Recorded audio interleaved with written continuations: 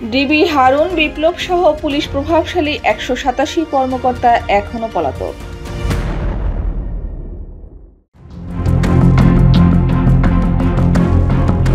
ছাত্র জনতার গণ অভ্যুত্থানের পর থেকে এখনো লাপাত্তা পুলিশের 187 জন।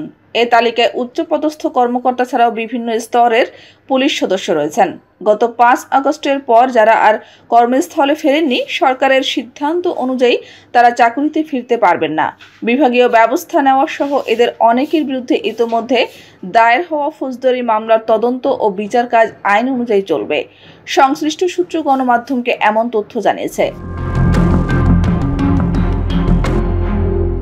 এদিকে সূত্র জানিয়েছে, পুলিশের যেসব প্রভাবশালী কর্মকর্তাকে ইতিমধ্যে বাধ্যতামূলক অবসর দেওয়া হয়েছে তারাও পলাতক। তবে পলাতক শেখ হাসিনা সরকারের অন্যতম দোসর হিসেবে চিহ্নিত প্রভাবশালী পুলিশ কর্মকর্তারা এখনো ধরাছোঁয়ার বাইরে।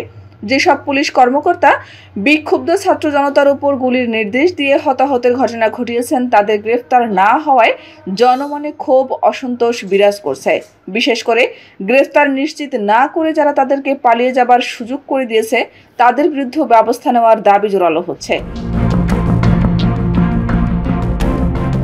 তথ্যানুসন্ধানে দেখা গেছে, পুলিশের পলাতক কর্মকর্তাদের তালিকায় শীর্ষে আছেন ডিএমপির সাবেক অতিরিক্ত কমিশনার ডিআইজি হারুন আর রশিদ।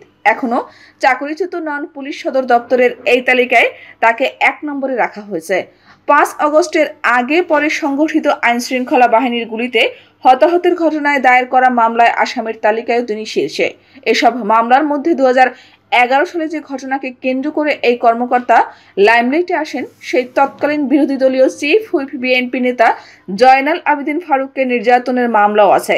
জয়নাল আবেদিন ফারুক নিজেই বাদী হয়ে শেরেবাংলা নগর থানায় মামলা করেন। এ পর্যন্ত আলোচিত এই কর্মকর্তার বিরুদ্ধে 38টি মামলায় তার নাম পাওয়া গেছে। সর্বশেষ এই কর্মকর্তা ডিএমপি ডিবির অতিরিক্ত কমিশনার হিসেবে বেশি সমালোচিত হন। 5 আগস্টের পর থেকে তাকে আর প্রকাশ্যে দেখা যাচ্ছে না। রাজনীতিক সহ আলোচিত বেশ কয়েকজনকে দুপুরের খাবার পরিবেশন করে সামাজিক যোগাযোগ মাধ্যমে প্রচার করে আলোচিত হন হারুন। এক পর্যায়ে ডিবি কার্যালয়কে হারুনের ভাতের হোটেল হিসেবে অনেকে ব্যঙ্গ করতে শুরু করেন, যা সামাজিক যোগাযোগ মাধ্যমে ভাইরাল হয়। পুলিশ সদস্যদের পলাতক তালিকায় আলোচিত 5 জন অতিরিক্ত ডিআইজি, তাদেরকেও কর্মস্থলে অনুপস্থিত হিসেবে দেখানো হয়েছে। পলাতক পুলিশ কর্মকর্তাদের মধ্যে দ্বিতীয় সারিতে আছেন ডিএমপির সাবেক অতিরিক্ত কমিশনার বিপ্লব কুমার সরকার। ছাত্র জনতা সহ নারকীয় হত্যাকাণ্ডের ঘটনায় তার বিরুদ্ধে মামলা হয়েছে 27টি। 5 আগস্টের পর তাকেও আর পাওয়া যায়নি। আলোচিত সমালোচিত এই কর্মকর্তা কর্মস্থলে আর যোগদান করেননি। 2011 সালে তৎকালীন বিরোধী দলীয় চিফ হুইপ বিএনপি চেয়ারপারসনের উপদেষ্টা জয়নাল আবেদিন ফারুককে সংসদ ভবনের সামনে মারধরের ঘটনা ভাইরাল হলে তিনি বিগত সরকারের গুড বুকে চলে আসেন। ওই সময় 23 জনের এডিসি ছিলেন বিপ্লব সরকার। এরপর আর তাকে পেছন ফিরে তাকাতে হয়নি। দফায় দফায় পদোন্নতি সহ গুরুত্বপূর্ণ স্থানে চাকুরি করার সুযোগ পেয়ে যান।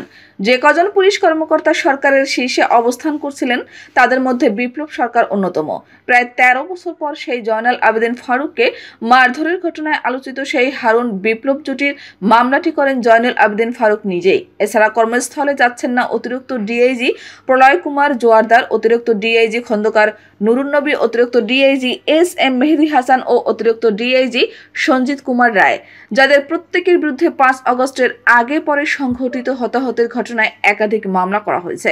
অসুস্থতার আবেদন করে কর্মস্থলে যাচ্ছেন না অতিরিক্ত ডিআইজি উত্তম কুমার পাল, এসপি আবু মারুফ হোসেন, শাহনুর আলম পাটোয়ারি, র্যাবের সাবেক অতিরিক্ত পুলিশ সুপার রওশানুল হক সৈকত, এএসপি মফিজুর রহমান পলাশ, এএসপি আরিফুজ্জামান, এএসপি আল ইমরান হোসেন, এএসপি ইফতেখার মাহমুদ চাকুরি ছেড়ে দিয়েছেন বহুল আলোচিত আরেক অতিরিক্ত ডিআইজি মোহাম্মদ মনিরুজ্জামান।